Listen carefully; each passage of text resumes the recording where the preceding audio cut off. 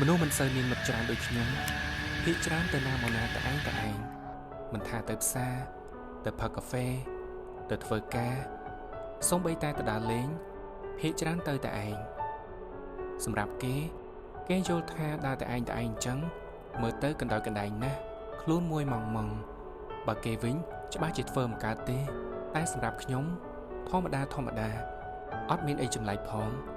ព្រោះយើងទម្លាប់តែទៅណាមកណាម្នាក់ឯងឡើងសាំទៅហើយការពិតទៅវាក៏អបសុកដែរនឹងហើយក៏ចង់ទៅណាមកណាមានគ្នាដូចគេដែរតែធ្វើម៉េចបើយើងមិនសូវមានមិត្តភ័ក្តិច្រើនដូចគេតែបើសួរថាពិបាកអត់ឯកាអត់វេទនាអត់ដូចអត់ផងធម្មតាព្រោះអីយើងស៊ាំនឹងទម្លាប់ទៅណាតែម្នាក់ឯងអញ្ចឹងតាំងពីដើមមកហើយបើទោះបីជាឯកាក៏មិនដឹងធ្វើម៉េចម្លោះហើយចេះតែទ្រាំទៅយូរក៏ទៅជារឿងធម្មតា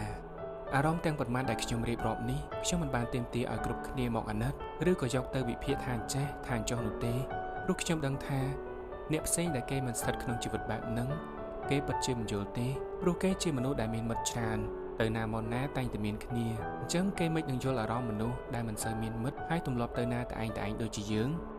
នេះហើយជាជីវិតត្រូវតែមានខុសគ្នាខ្លាំងចាស់ហើយតែយ៉ាងណាគេក៏រីករាយបែបគេយើងរីករាយបែប